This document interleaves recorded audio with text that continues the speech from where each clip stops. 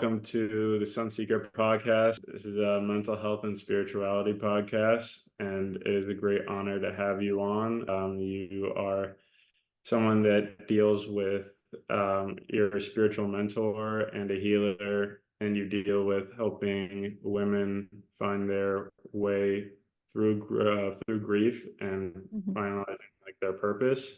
So my first question is, how would you define grief? To me, grief is the absence of connection.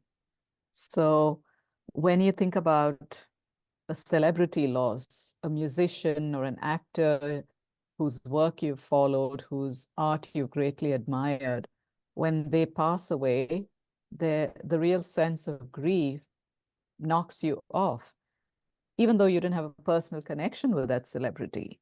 So anytime you feel a sense of connection, even though you don't have a personal knowledge of this human being, you can have a lot of grief come up in the event that they pass away or something happens to them. So I essentially believe that grief is a loss in connection, and it comes through many forms. It can come through the end of a relationship. It doesn't always have to be about the death of someone you love. It can be, like I said, the end of a relationship. It can be a change in a particular relationship dynamic. You know, two people who've been married for a long time, let's say 22 years down the road, there's a change in the dynamic because of a certain event that occurs and shifts somebody's perspective in that marital relationship. So essentially, any loss of connection that we experience triggers grief. Great. Yeah, I think that personally being I'm in recovery, and we deal with the people or the members of, recovery deal with grief in a way in which it's, especially amongst young people, there is a lot of, drug abuse and people passing away using drugs. There's a lot of passive suicidality, and suicide just in general is on the rise. And so this mental health kind of crisis has a lot to do with, I feel like, a spiritual, death in ways, and then sometimes, a lot of times, more of like the physical passing. But it's something that I feel like grief is something that we all deal with personally. The first real experience I had with grief was when I was 13 years old, and I watched my grandmother pass away. And I was with my mom, my grandfather, and father, and we're all just in this room, and my aunt, and we're all in this room. We're watching her pass away from cancer. And then it was like in the final moments that I remember just seeing like her pass on, or that like leaving moment. And then that was like my first experience with death, and kind of like but like an internal feeling that she was just moving on to another place or another plane. And and even during the funeral session, I was just like, I had this feeling that she was, there in another form, but not necessarily in the body. So I wanted to ask you a little bit about your first book, I believe, Losing Alma, Finding Home, a memoir about love, loss, and life's detours. And this was about your mother. And so I was wondering, how did this grief that you were undergoing help facilitate your purpose and help you find that? Yeah, when my mother died, I was an 8-month-old immigrant in the United States. So a few weeks after we moved from India, my husband, my daughter, and I, we relocated. We received news from India that my mother had been diagnosed with stage 4 cancer, and she died 8 months after that initial diagnosis. So being very new in this country, not having formed any friendships, trying to navigate a new way of life was hard enough. But when she died, I just fell into this deep abyss, this deep, dark, lonely place. And what I missed the most was the presence of family support, which would have been available had I been in India. But here, I didn't have anyone to hold me in that space of grief. I felt a lot of loneliness. I went to a grief support group for 9 weeks, but that's not the same thing as having people who've known the one you lost, Like my grandmother was still alive, my uncles and aunts and cousins were all in India. And it would have been very comforting for me to have that familial support, which was missing at the time. And so I think what I felt the most was loneliness. I didn't know how to express what I was feeling to someone who was willing to sit and listen to me, because nobody knew my mother in this country. So after she died, one particular image kept haunting me. And that was the image of the last rites we performed on her. And after we performed the last rites and I took a step back, I remember she left for the crematorium with just the silk sari we had draped on her body.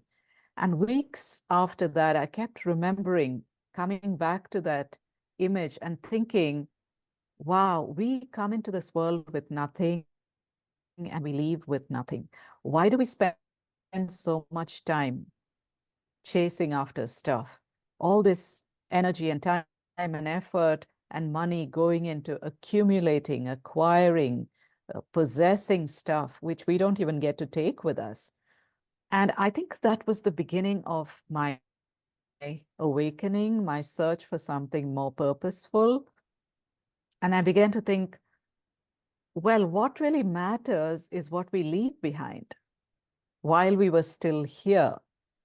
And that to me seemed like a very profound thought because it brought my focus back to what am I creating while I'm still here on the earth plane?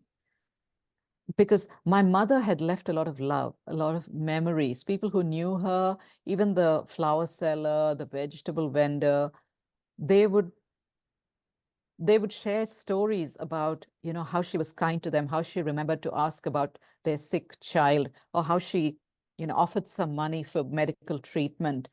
They remembered her acts of kindness and her generosity, which led me to believe that that's what we should be spending our time on. We should be focused on what we are creating to leave behind, meaning our legacy. And I think that was the beginning of my purposeful life because I then began to feel the need to really get clear about my values. What am I here to create? How can I create a heart print that will live on long after I'm gone? Yeah, that I definitely felt that, like what you were saying, because for my experience with my grandmother, she was very big, person in her church, and then she was from Trinidad, so she, made a lot of like roti and different things that, people, and she was always a giving person who was always acting from the heart center, and it really seems like that is the place where all of like every positive thing almost like on this plane is like created, and the kind of giving aspect really comes from that like heart place. And that's why with this podcast it kind of came about, and when I was meditating on the heart center, and it kept reoccurring and reoccurring, and then that's when it really, in the name and all these things, kind of came from that heart center, and really just to help people, have these conversations and talk about things that people might not necessarily talk about in their everyday lives, but I think is really important. And yeah, so I wanted to get a little bit into your work, the work that you do with women dealing with grief and finding purpose. So I just wanted a clarifying question. You're a 6'2" mental projector. Can you explain what that is? That relates to human design. So it speaks about the type of energy type that I came here to be and the personality that I have incarnated as in order to teach and guide. And so I came here to be a guide and a teacher. So I'm not here to be in this go, go, go, do mode. I'm here to really conserve my energy and channel it in the spaces where my teaching and guidance are required. And so 6'2" is really referring to an aspect of human design called my profile. So what it really means in very simple terms is that when I live my life authentically, I inspire others to do the same. So when I'm following my purpose, when I'm teaching, when I'm showing up for my community and my work, I inspire others to follow their own unique path. And this is something human design emphasizes. It is the science of differentiation. And human design is all about how each one of us is uniquely wired to be fully ourselves. And the more aligned we are with our path and our uniqueness, the more we will be of service to humankind, the more aligned our lives will be. And when we have more alignment, we obviously have more joy. And when we have more joy, we are in the space of service and giving and receiving, and everything comes together so beautifully. That's great. So a human design reading would that be I guess after like figuring out what the purpose is and then moving towards a place where you can actualize that and from like a service place, is that what like a reading like that would be? Exactly. So I call human design your soul's blueprint. And so when someone's sitting across from me and I'm looking at their human design chart, usually the things I will say is who you came here to be, how you're meant to experience emotions and stress, how you're meant to how your identity is meant to show up in this lifetime, um, what inspires you, what challenges and shadows also are there in your life, where you struggle, because that's our soul curriculum. The shadows and the places where we struggle, we take in other people's energy, or we have very deep conditioning, are really the places where we are meant to overcome. And then once we overcome those shadows, we are open to the light and the wisdom.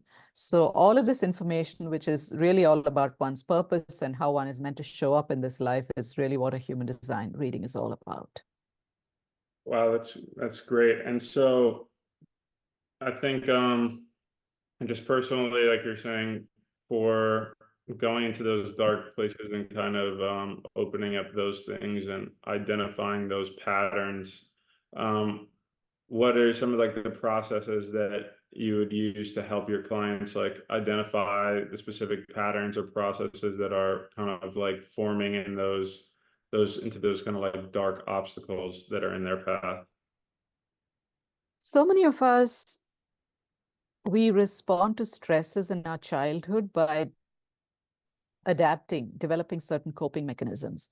And we carry these coping mechanisms into adulthood.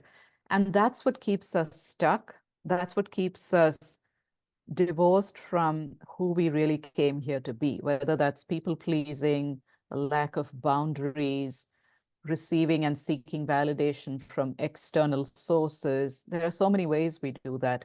So when someone comes for a reading with me or a session with me, I'm able to look at their chart and say, these are the spaces where you're going to be challenged. This is where you need boundaries.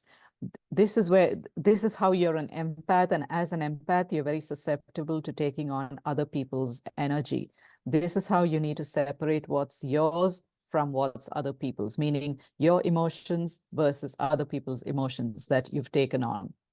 This is how you're probably trying to seek and earn validation externally, but you came here with nothing to prove, meaning your worthiness is inherent. So when I look at somebody's chart and I actually point to the places where they're likely to be taken off track, that is really the first place we need to look at. So often people will come into a session and say, Uma, can you tell me what my purpose is? And I say to them, that's not the place to begin, because first we need to understand where you feel stuck, where you feel challenged, and how you need to let go of those limiting patterns and rewire certain behaviors. Because then what happens is you let go of what's no longer necessary, where all the spaces where you've been conditioned by your family of origin, by the schools you went to, the religious institutions you grew up in.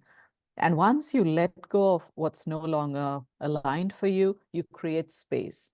When you create space, there's room for new stuff to come in, things that are more aligned for you. And as you start living in more alignment, that's when your purpose just flows through you almost effortlessly. So it's actually a misnomer to look at purpose We don't want to look at our purpose when we're struggling with some other things. We need to understand, why am I doing what I'm doing? Why do I think the way I do? Why am I struggling to let go of something, even though I know this isn't working for me? It's those places that we need to bring our energy and attention to, because very much like, when the body has a disease, okay, when we do something to heal, the body is able to return to its natural state, which we call homeostasis. It's the same with the mind, with the spirit.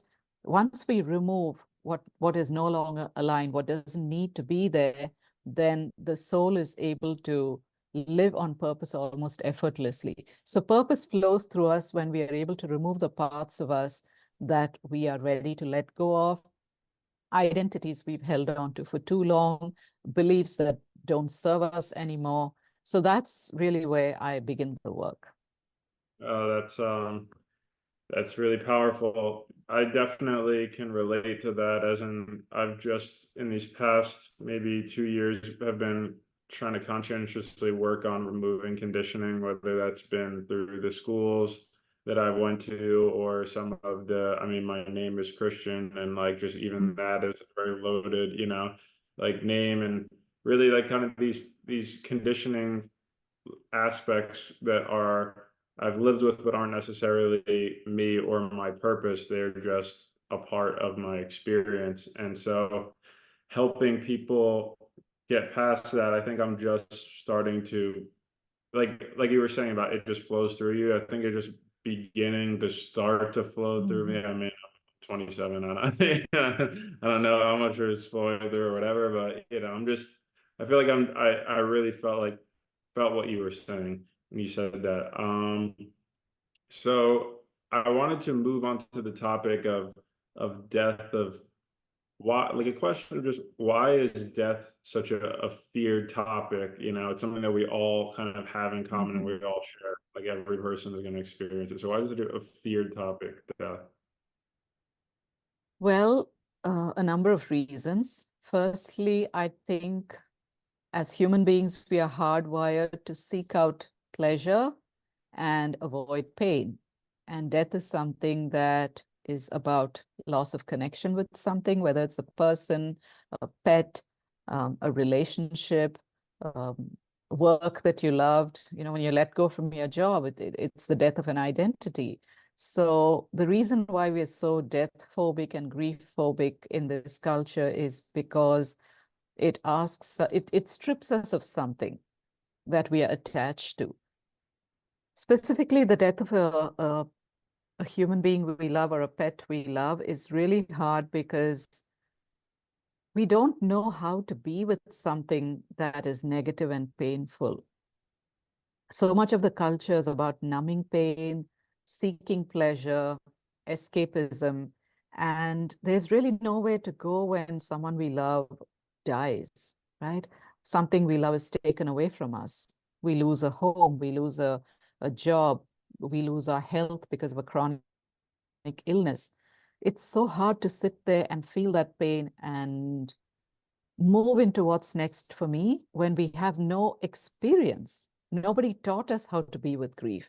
Nobody taught us that grief and life are interwoven. There is no life without grief. There is no death without life, and there's no life without death. Every moment that we are alive, every breath we are taking, we are also dying, right?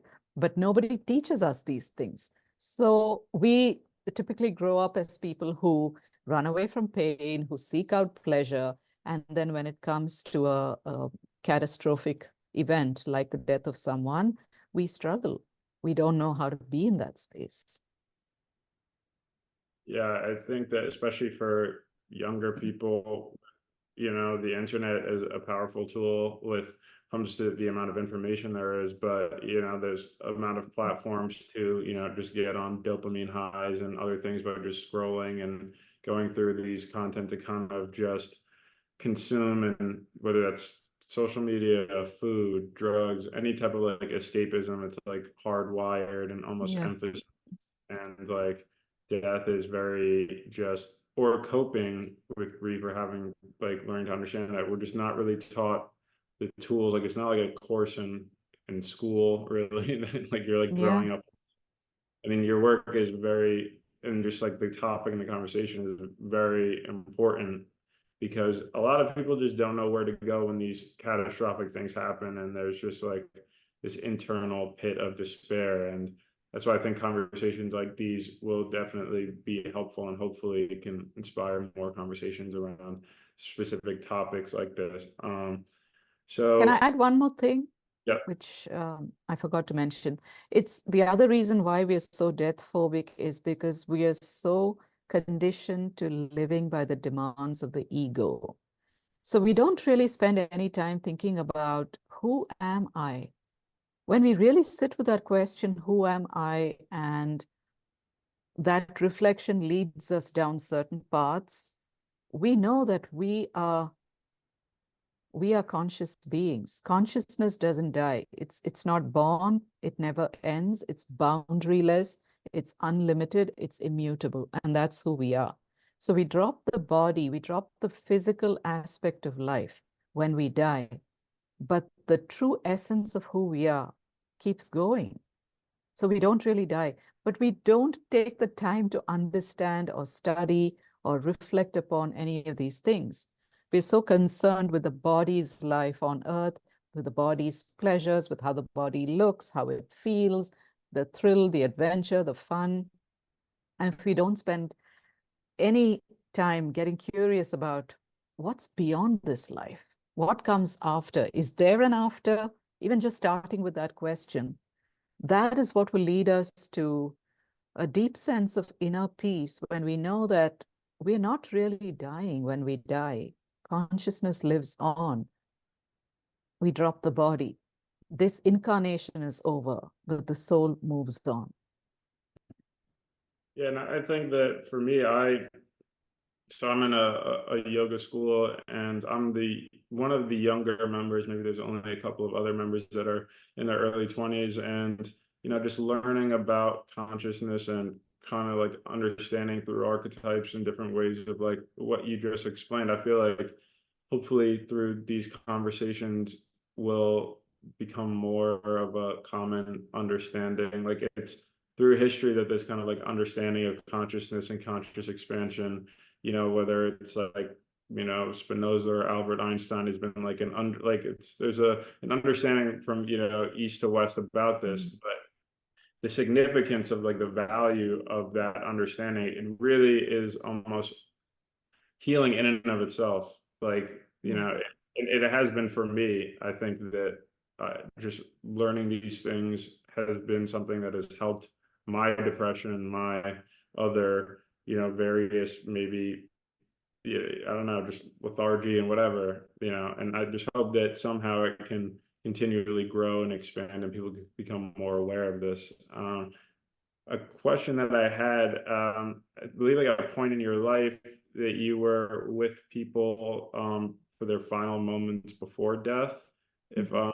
Can you talk about what that was like through your experience and like what you kind of learned through being a part of those experiences with other people? Yeah, so this happened right after my mother died when my soul was really pushing me to serve. And I didn't know what form that service would take, but two spaces, two opportunities that opened up for me. One was in a retirement community where I spent almost 10 years there working with the elderly. I was facilitating a life story group where the seniors got a chance to speak about their lives, speak about so many aspects of their lives, which so many didn't know about. And so this group came together once a week and we did that. The other opportunity that I felt very guided to, it was almost synchronistic, and I won't go into the details, but all of these details are available in my book, Losing Amma, Finding Home. I spent 5 years as a hospice volunteer, sitting by the bedsides of the dying. One of the most powerful lessons that came to me at this time was how many people regretted the kind of lives they had lived. because they really had dreams and passions about things, but they followed a path that they felt they needed to walk on just to survive or to please a father figure or a mother figure, someone in their lives who said to them, this is what you need to be doing with your life. So often they felt that they abandoned their authentic nature and their authentic calling in order to walk a path that was for the sake of survival or existing. And when they got to their deathbed, that was the regret they carried. I wish I had spent more time doing the things that I loved. The other piece was forgiveness. Many of them spoke about, I haven't spoken to my brother in 15 years, and I wish I hadn't let that time go by. And today he doesn't want to have anything to do with me. So there was a lot of regret around unfinished business. That was a topic that came up often. Also, unspoken love. So often we are in relationship with people, but we don't take the time to tell them in so many words what they mean to us or how much they're contributing to our happiness.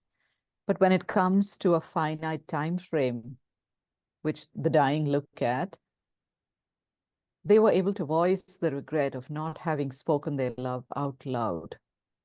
Because so often, for many families, they don't know how to express love through words, through physical affection.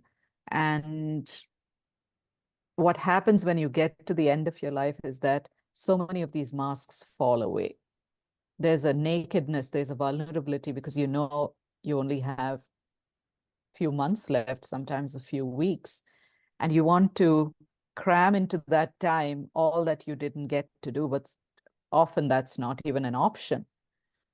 So it made me realize how important it is to live a purposeful, meaningful life, following what my heart and my soul are calling me to do, even if the people in my life don't always agree with it or understand it. This is my path to walk. I came here to do this work. This is not about seeking anybody's permission or validation or approval. This is what my soul signed up for in this incarnation. So it's up to me to live that authentic life so that when it comes to when I'm at my, at the end of my life, I can leave with no regrets. I can leave knowing that I tried everything in my power to serve, to help my community, to guide, to teach, to lead in whatever ways that I was called to.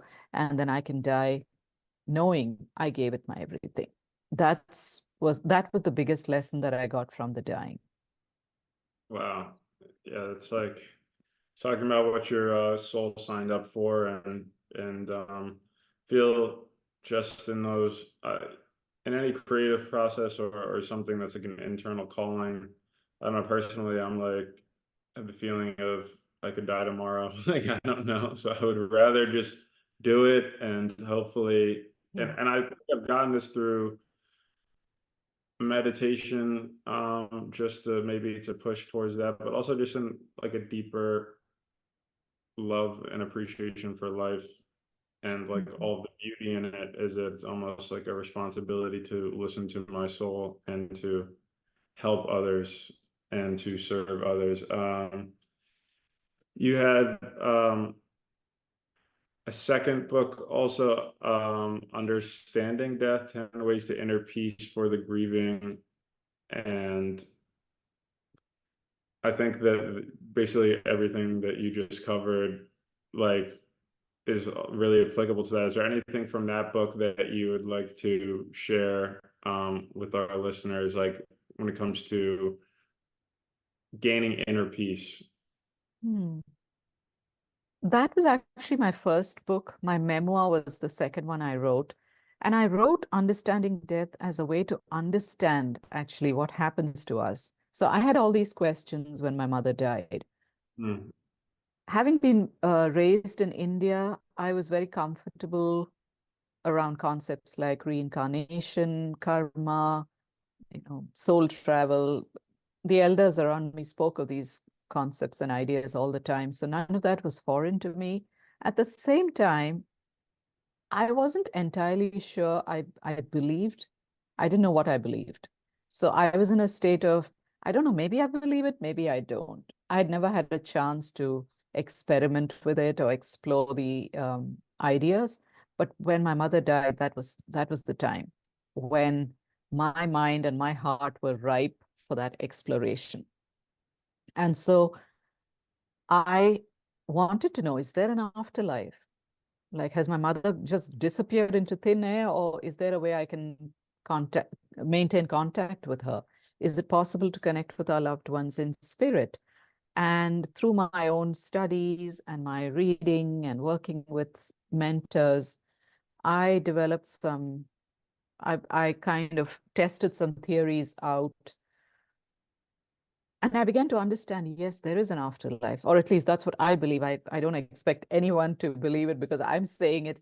This has to be your personal journey. But from my personal exploration, I feel very connected to the idea of an afterlife and that we continue to be in contact with our loved ones, even though they're no longer in physical form. So I wanted to write a book addressing the top 10 questions that most grievers have. And so these are my own explorations. Each question has a little meditation or an activity at the end of it, which you can do for yourself. And these are ways in which I found my inner peace, knowing that this life as I know it is not the end. I'll drop my body. My body will die. I won't die, is what I got from all that exploration. And so that little book was a way of encapsulating some of the basic ideas around death and dying and grief. That's powerful. I definitely will have to kind of do some of those exercises because just hearing it sounds like I could utilize some of those things, as well. I think that a lot of times we just have a lot of conditioning and suppression with a lot of things that happen in our lives, and it sounds like works and book like that can really help us find, you know, like you're saying, return to that state of homeostasis, if you will. And so your third book was Lessons from Grace, What a Baby Taught Me About Living and Loving. So there's a lot of talk around like inner child, I guess, in therapy. And so, how important is it for us to, I guess, return to our inner child and navigate our journey from that place? Which do you Mm. think? Gosh, everything is about the inner child, isn't it? In fact, I was with a client right before we started to record this conversation, and we were talking about inner child healing. Because here's the thing, we grow into these adults who are in 45-year-old, 57-year-old, 76-year-old bodies, but it's really the 4-year-old or the 7-year-old whose needs were not met that is running the show. So it is that child that is seeking validation, the child that wants physical affection, the child that wants someone to listen to them. It is that part of us that is still driving the show in these adult bodies. And that's why we have so much conflict, because our mind is saying, well, you're 56 years old, you should know better. But that the voice of the inner child from within is screaming, is crying for love.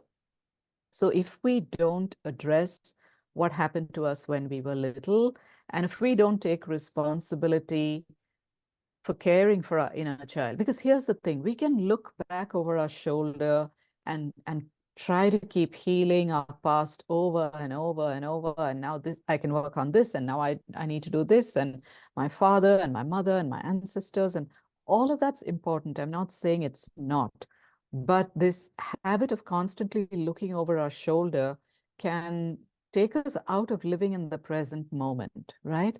We are not rooted in the here and now, and we are constantly analyzing, figuring out, therapizing what happened to us.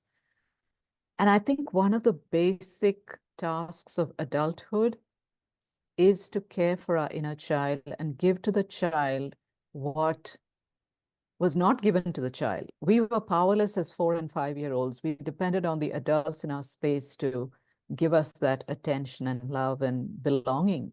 But so often, many of us grew up with wounded adults. So when we grow up with wounded adults, they're having to deal with their own stuff. They don't know what they don't know. And so the unfulfilled needs that we grew up with, we now have to be that parent. We have to be the father. We have to be the mother. Turn to our inner child and say, hey, I've got your back. I've got you now. You are mine, and I'm taking full responsibility for your care. Because every time we have an emotional meltdown, that meltdown is actually coming from the inside, from the space of the inner child whose need was not met, whether we feel abandoned, hurt, excluded, so many ways in which this manifests. So I believe inner child healing is really, really central to the work we're here to do. Yeah, I think that just I was with a group of young people the other day, and I was hearing them speak about how, it's nice that they found each other because, at first when they met each other, it felt like they were at the lunch table, and at the lunch table, they all had this similar experience of like feeling like an alien or alienated, or that they didn't belong, and that like now they felt like they found kind of community. And so there's something about community, and there's also something about the dialogue that we have Mhm. with ourselves. And so, how do you speak to, like, what are the tools that you use with your clients to develop that kind of internal dialogue that is caring and healing? Because I think that that is probably like seems like one of the most important things towards healing is like being kind, and what that dialogue sounds like and looks like. Yeah, oftentimes what's happening is that it's our internalized um, parent's voice that is speaking through us.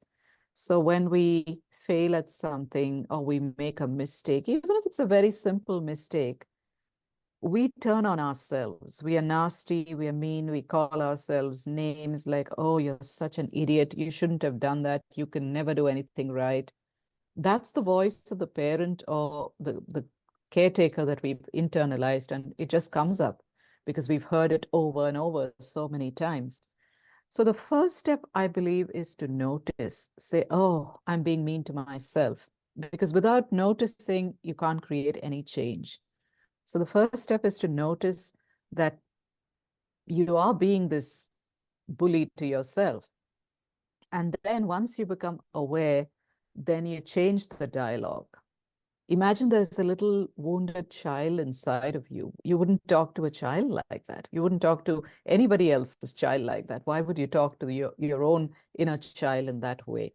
So then it is to actually give yourself the words and phrases you longed to hear from your parents.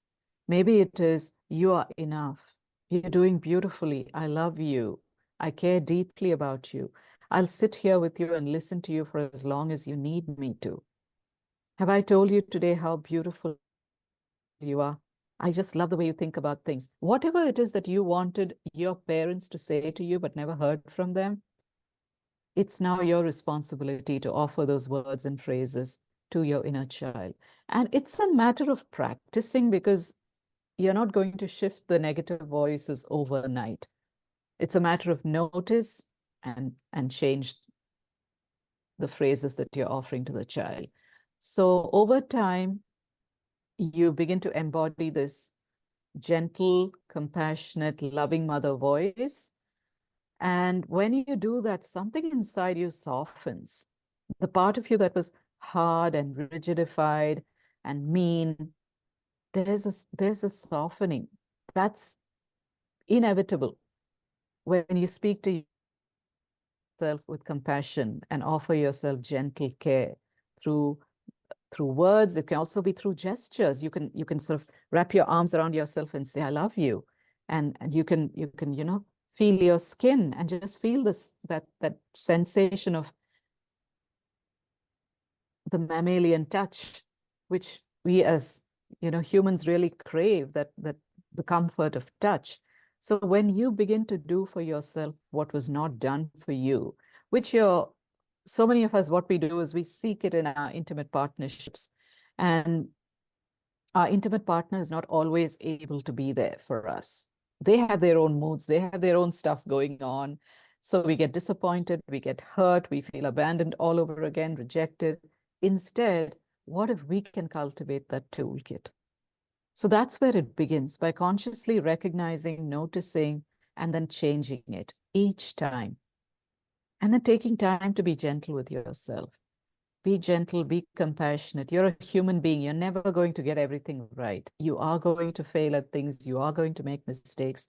That's part of our learning curve. It's if we knew everything we needed to know, we wouldn't be here. So understanding that part of being a human on this earth plane involves making mistakes. Mistakes are necessary for learning. That's how we get new data. We get new information about something we didn't know before. And if we can just reframe it like that, it opens up that space for us to be gentle and kind with ourselves. Yeah, I think that kind of like what you're talking about, just we're gonna make mistakes not because we are bad or anything like that, but because we're human. It's just part of the human experience is, important point.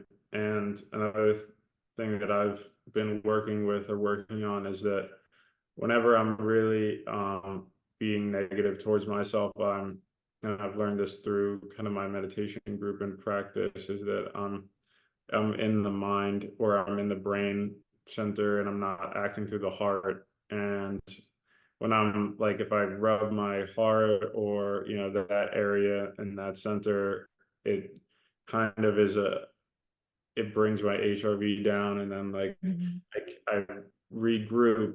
And because my so many years of conditioning can be in other centers, but kind of really getting to that heart center, it is something that I found, and I think that, or not that I found, that I've been taught, and now hopefully can spread that with other people. And so how do you feel like, how important is it for all of us to live and act from the heart center? I don't think it's difficult, but we need to be intentional and mindful. So I always say, any change that you want to embrace and embody in your life, you have to make space for it. If you're acting on autopilot, meaning you get up in the morning and you grab your phone and then you're off and you're running, your day has begun, and you're already in stress mode and activated, then there's no space, there's no time. The first thing we have to do is create space. And when we have space, we have the opportunity to engage in self-inquiry.